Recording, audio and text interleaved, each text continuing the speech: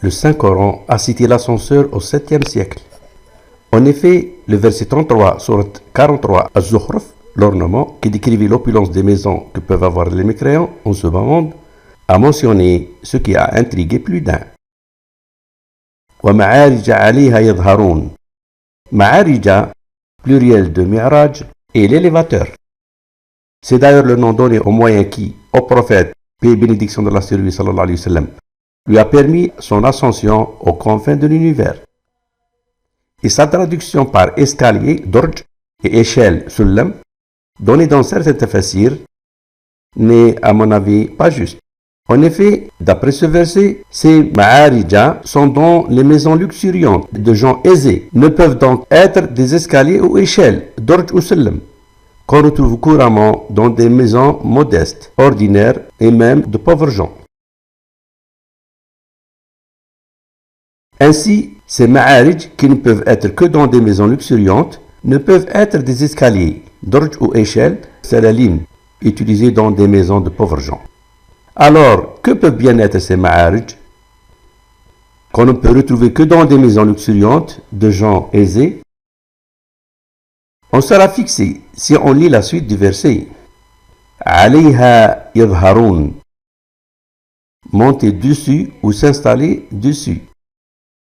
En effet, ce verbe alayha yadharun, qui veut dire textuellement sur le dos desquels il s'installe, est usuellement utilisé en langue arabe pour désigner un moyen sur lequel on s'installe pour être transporté. Justement, cela est amplement détaillé au début de cette sourate, au chapitre même, au verset 12 et 13.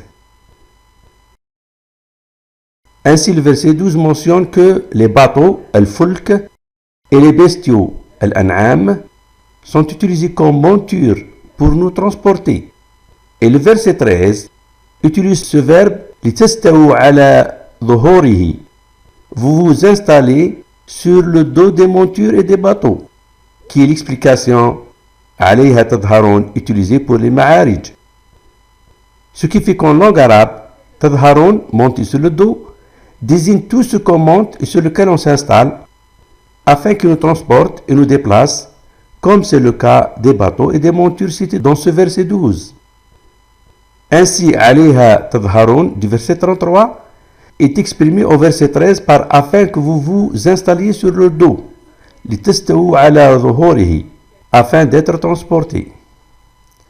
En conclusion, l'expression du verset 33 wa ma'arija alayha tadharun veut dire textuellement et des élévateurs sur le dos desquels ils s'installent, afin qu'ils les transportent et les déplacent. Ce verset qui a intrigué depuis le 7e siècle devient donc aujourd'hui clair après l'invention de l'ascenseur, qui est installé dans les luxuriantes maisons, comme relaté dans le verset, ou dans les gratte-ciels, et qui porte ceux qui s'y installent et les déplace d'un étage à un autre. Et aujourd'hui, cela s'est réalisé. Bien des maisons aisées sont dotées d'élévateurs sur lesquels les gens s'installent pour y être déplacés entre leurs étages.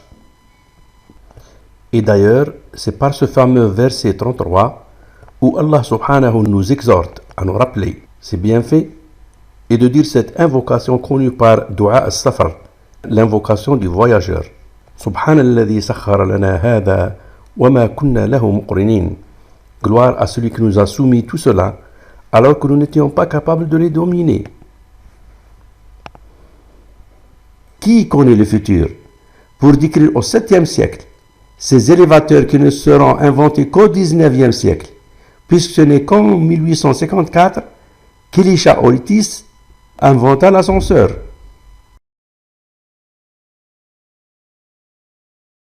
Cela n'est-il pas un signe pour les hommes, pour avoir décrit l'ascenseur avant son invention, confirmant ainsi que le Saint-Coran est bel et bien la parole du Seigneur, qu'il soit glorifié, subhanahu jalla wa ala.